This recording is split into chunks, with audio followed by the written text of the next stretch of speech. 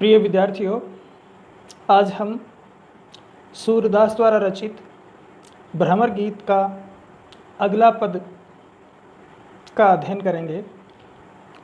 अखियाँ हरि दर्शन की भूखी, कैसे रहें रूप रस रांची, ये बतियाँ सोनी रूखी, अवधि गणत इकटक मग जोवत, तब एती नहीं झूखी, अब इन जोग संदेशन ऊधो, अति अकुलानी दुखी, बारक वह मुख फेरी दिखाओ, दूही पै पीवत पतूखी, सूर सिकत हटी नाव चलायो, ये सरिता है सूखी। सबसे पहले हम शब्दार्थ देखेंगे। भूखी, लालायित, रूप रस रांची। रूप रस रांची का यहाँ अर्थ है आनंद, सुंदरता रूपी आनंद में रंगी हुई। बतियाँ बातें, रूखी नीरस, अवधि समय, गणत गिनती, एकटक टकटकी लगाकर, मग रास्ता, जोवत जोना देखना। एती, एती का अर्थ है यहाँ पर इतनी। जूखी, जूखी का अर्थ है झुंझलाई हुई। जोग संदेशन, योग का संदेश। अकुलानी व्याकुल, दुखी दुख, दुख से। बारक दोबारा, एक बार। पय दूध, पीवत पीना। पतुखी पत्तल से बना हुआ दोना। सिकत रेत, हटी हठपूर्वक। सरिता नदी, सूखी सूखी सूखना। अब लिखेंगे प्रसंग।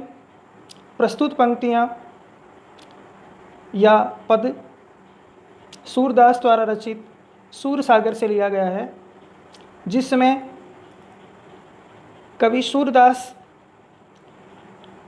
गोपियों के माध्यम से ये बताना चाहते हैं कि वो श्री कृष्ण के उस रूप का दर्शन करना चाहती हैं जिसमें वह पत्तों के दोनों में दूध दूह कर पिया करते थे, अर्थात उसी रूप का वो दर्शन करना चाहती हैं और उसी दर्शन के लिए उनकी आँखें दुखने लग गई हैं। व्याख्या में लिखेंगे कि जब उद्धव बार बार हठपूर्वक गोपियों को श्री कृष्ण द्वारा भिजवाए गए योग साधना के संदेश को सुनाती हैं और उन्हें अपनाने को कहती हैं, तो गोपियाँ उनके विवेक पर, बुद्धि पर तरस खाते हुए कहती हैं, हे उद्धव, क्या आप अभी तक नहीं समझ पाए कि हम हमारे प्रिय श्री कृष्ण के दर्शन के लिए कितनी लालायित हैं।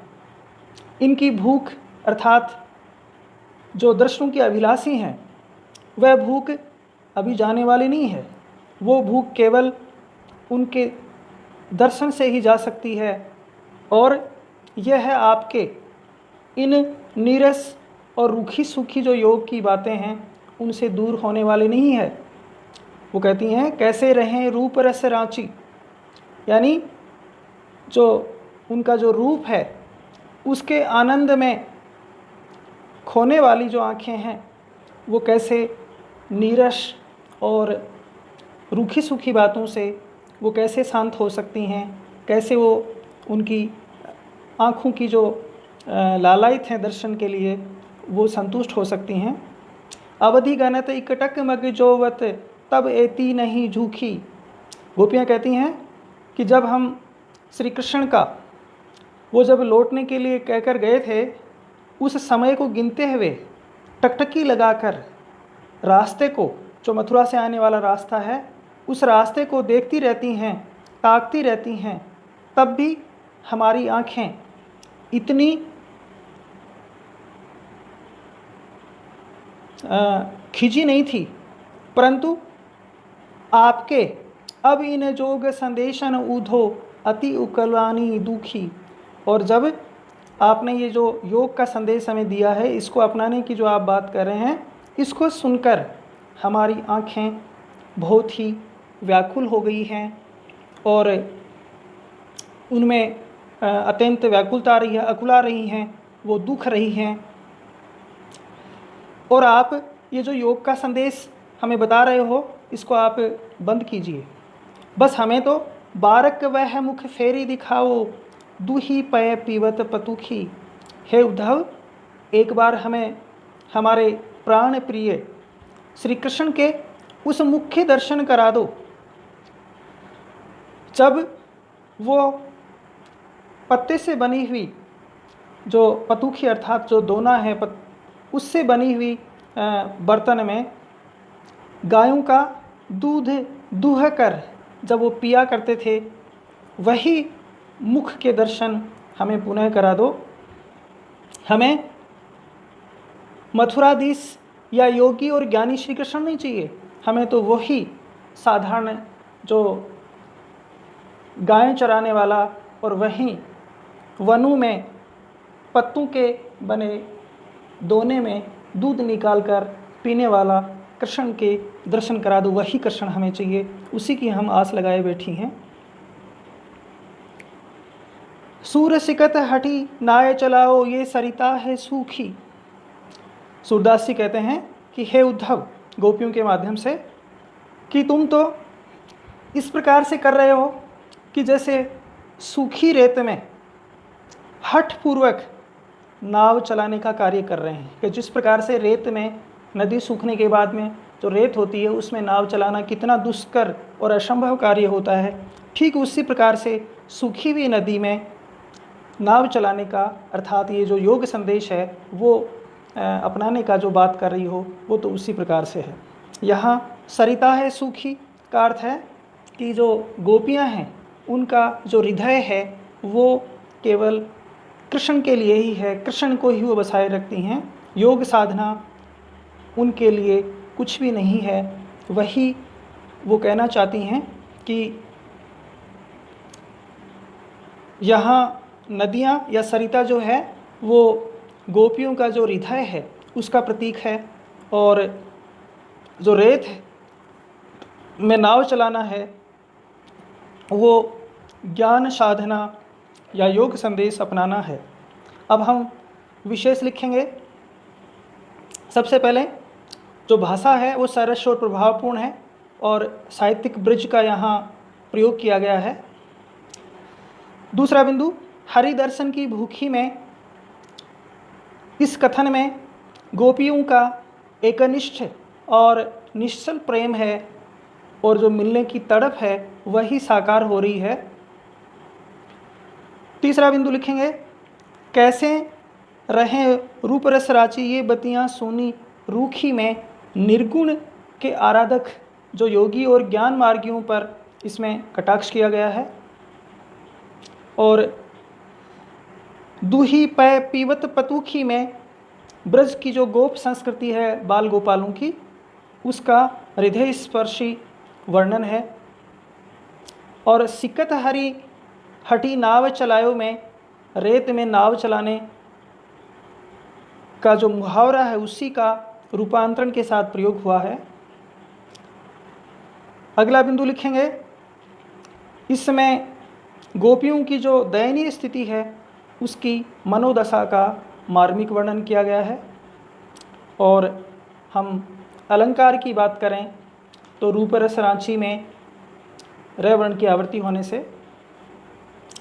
अति अकुलानी में ए वर्ण की आवृत्ति होने से, दिखाओ दूही में द वर्ण की, पय पीवत पतुखी में प वर्ण की, सूर सिकत में स वर्ण की, सरिता है सूखी में स वर्ण की आवृत्ति होने से अनुप्रास अलंकार है। अब हम अगला पद पढ़ेंगे। निर्गुण कौन देश को बासी, मधुकर हंसी समुझाए, सोह दे बूझती सांचन हासी, को है जनक जननी को कहियत कौन नारी को दासी, कैसो बरन भेष है कैसो केही रस में अभिलाषी, पावे गो पुनि कियो आपनु जोरे कहे गो गांसी, सुनत मौन हवे रह्यो ठग्यो सो सूर सबे मति नाशी। सबसे पहले हम शब्दार्थ लेते हैं। कठिन शब्दार्थ लेंगे। निर्गुण, निर्गुण का अर्थ है निराकार ब्रह्म। बासी का अर्थ है वासी या निवासी कहाँ का रहने वाला है। मधुकर भंवरा, हंसी हंसना, सोह दे सौगंध, बूझती बूझना पूछना, साँच सत्य, हाँसी हंसना, जनक पिता, जननी माता, नारी पत्नी, दासी सेविका, वर्ण वर्ण, भेष पहनावा, अभिलाषी, इच्छुक, पुनि पुण्य या फल, गांसी, गांसी का मतलब है कपटपूर्ण बात या झूठा, मौन चुप, ठग्यो ठगना, सूरदासी के लिए आया है मति बुद्धि और नासी नष्ट हो जाना। सबसे पहले प्रसंग लिखते हैं। प्रस्तुत पद सूरदास द्वारा रचित सूर सागर से लिया गया है, जिसमें कवि सूरदास जी ये कहना चाहते हैं कि ये जो निर्गुण ब्रह्म है वो कहाँ का रहने वाला है, उसका परिचय पूछकर गोपियाँ उद्धव से परिहास कर रही हैं। व्याख्या लिखते हैं। गोपियाँ बार बार निराकार ईश्वर की साधना का उपदेश सुनकर उद्धव का मुंह बंद करने के लिए उनसे निर्गुण का परिचय पूछ लेती हैं। वो कहती हैं कि हे उद्धव, हमने मान लिया कि हम निर्गुण ब्रह्म की उपासना या भक्ति कर लेंगी, परंतु कम से कम उसका परिचय तो बताइए कि वह आपका निर्गुण किस देश का रहने वाला है। हम इस निर्गुण को मानने के लिए तैयार हैं। वो कहाँ का रहने वाला है ये बताइए। हे मधुकर अर्थात उद्धव, हंसी समझाए, हमें हंसकर ये पूरी बात समझाएं। आपको सौगंध देकर पूछती हैं कि आप हमें हंसते हुए, हम हंसी नहीं कर रही हैं, मजाक नहीं कर रही हैं, आपको सौगंध देती हैं। हम अपनी सौगंध देकर कहती हैं कि हम निर्गुण ब्रह्म को अपनाने के लिए, योग साधना करने के लिए तैयार हैं, परंतु आप हमें सच सच बताएं। आप ये बताएं कि उस निर्गुण ब्रह्म के पिता कौन हैं, उनकी माता कौन है, उनकी पत्नी का क्या नाम है और उनकी दासी कौन है। कैसो वर्ण भेष है, कैसो के ही रस में अभिलाषी। और हे उद्धव, आप ये भी बताएं कि वो जो निर्गुण ब्रह्म हैं उनका रंग कैसा है, उनका पहनावा कैसा है और वो कौन से रस में इच्छुक हैं, अभिलाषा है उनकी, किस रस में उनकी रुचि है। पावे गो पुनि कियो आपनु जो रे कहें गो गांसी। इस पंक्ति में इसका ये भाव है कि गोपियाँ कहती हैं, हे उद्धव, यदि आपने कपटपूर्ण बात कही या झूठ बोला तो आपको इसका परिणाम भोगना ही पड़ेगा। पावे गो पुनि कियो आपनु जो रे, यानी जो जैसा आप करेंगे, जैसा आप बोलेंगे, उसका परिणाम भी आपको भुगतना पड़ेगा। सुनत मौन हवे रहे ठग्यो सो सूर सबे मति नासी। और गोपियों द्वारा जब ये बातें सुनी तो इनको सुनकर उद्धव चुप हो जाते हैं, इस प्रकार से जैसे वो कोई ठग लिए जाते हैं। सूरदास जी कहते हैं कि ये सब बातें सुनकर ऐसा लग रहा था जैसे उद्धव की जो बुद्धि है, मति है, वो नष्ट हो गई है और वो चुपचाप ये प्रश्न सुनकर कि इस निर्गुण ब्रह्म के पिता कौन है, माता कौन है, पत्नी और दासी कौन है, वो कैसे रूप रंग के हैं, किस रंग में उनकी रुचि है, इस प्रश्न का वो क्या जवाब दें। तो इस प्रकार से इस प्रश्न को सुनकर वो ठगे से रहते हुए चुपचाप हो जाते हैं और जैसे उनकी बुद्धि मारी जाती है। विशेष में लिखेंगे कि भाषा साहित्यिक ब्रज का प्रयोग हुआ है और शैली यहाँ व्यंग्यात्मक और परिहासात्मक है। बिंदुवार लिखते हैं हम विशेष में। दूसरा जो बिंदु लिखेंगे यहाँ पर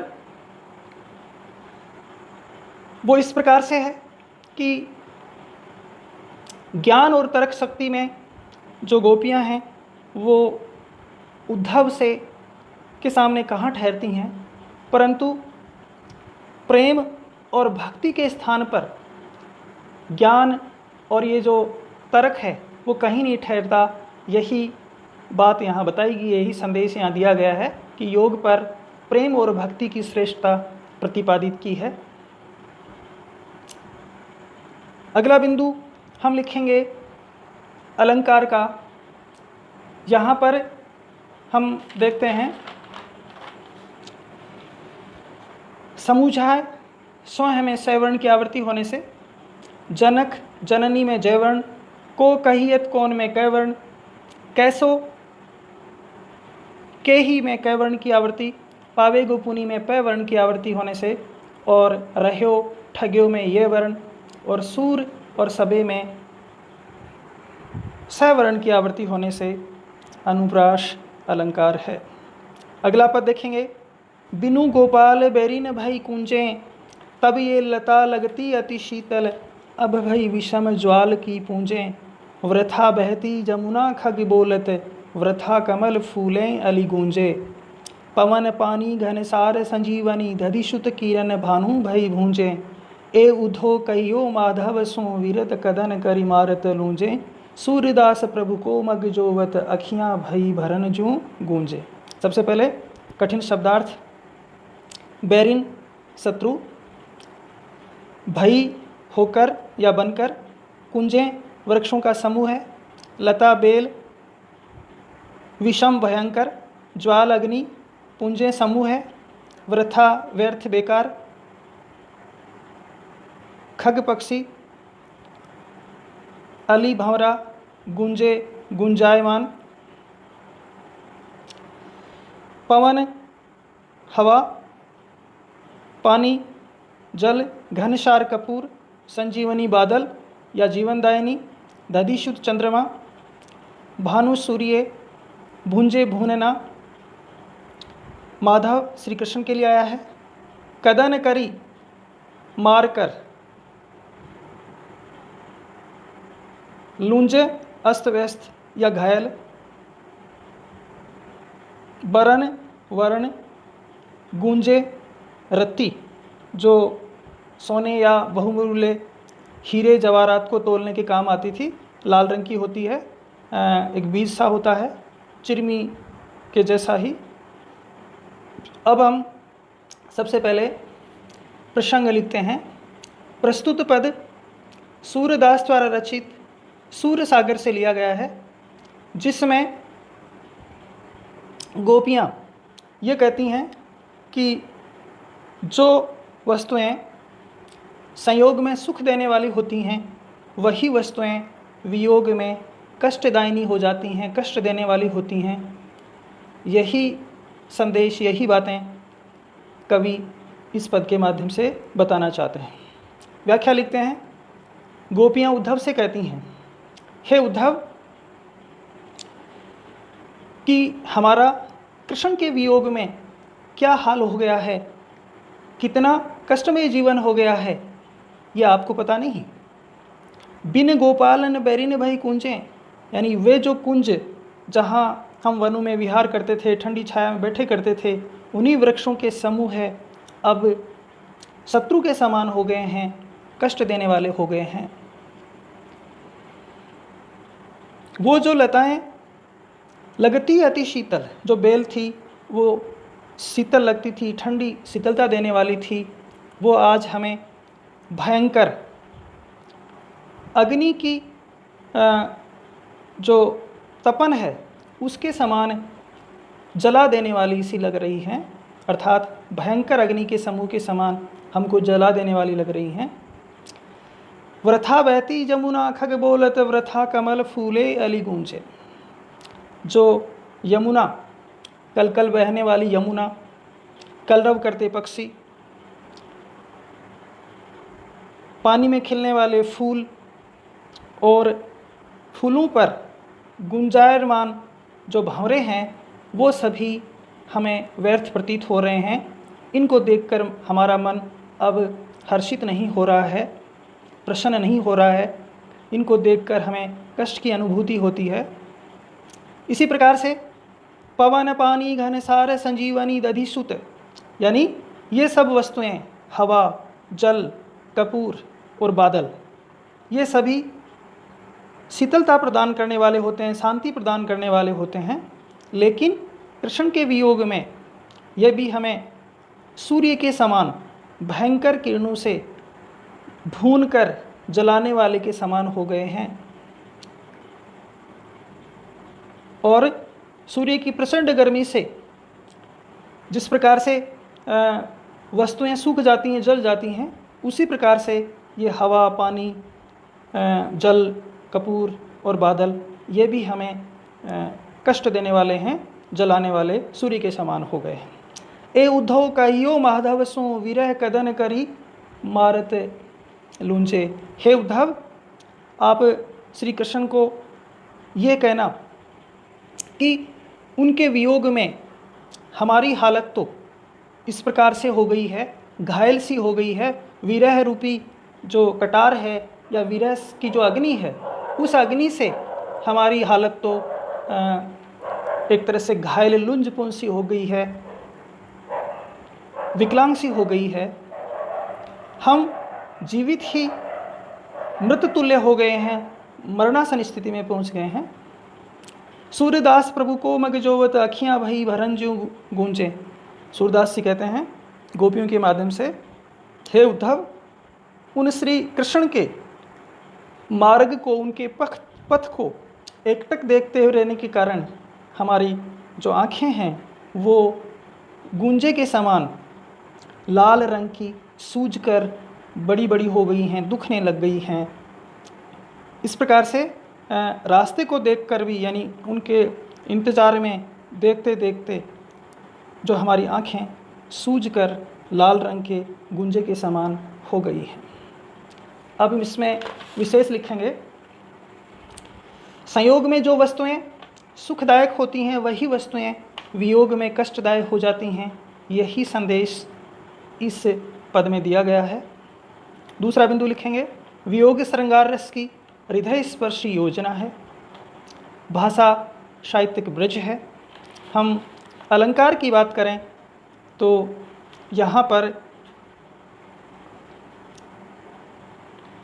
लगती लता में लय वर्ण, लगती में लय वर्ण, या फिर लता में तय, लगती में तय, अति में तय वर्ण आने से यहाँ अनुप्रास अलंकार है। वृथा में बै वर्ण, बहती में बै वर्ण, कमल में लय वर्ण है, फूले में लय, अली में भी लय वर्ण आने से यहाँ अनुप्रास अलंकार है। इसके अतिरिक्त पवन में पै वर्ण, पानी में पै वर्ण की आवृत्ति होने से यहाँ पर भी अनुप्रास अलंकार है। इसी प्रकार से भानु भई भुंजे में भय वर्ण की आवृत्ति होने से यहाँ पर भी अनुप्रास अलंकार है। इसके अतिरिक्त अखियाँ भई बरन ज्यों गुंजे में आँखों की तुलना लाल रंग के गुंजे के समान की गई है। इस कारण से यहाँ पर उपमा अलंकार है। तो इस प्रकार से आज यह जो अध्याय सूरदास का भ्रमर गीत से पूरा होता है। प्रिय विद्यार्थियों, यदि ये आपको अच्छा लगे तो आप इसको अपने अन्य साथियों को शेयर करें, लाइक करें और इस चैनल को सब्सक्राइब करें। धन्यवाद।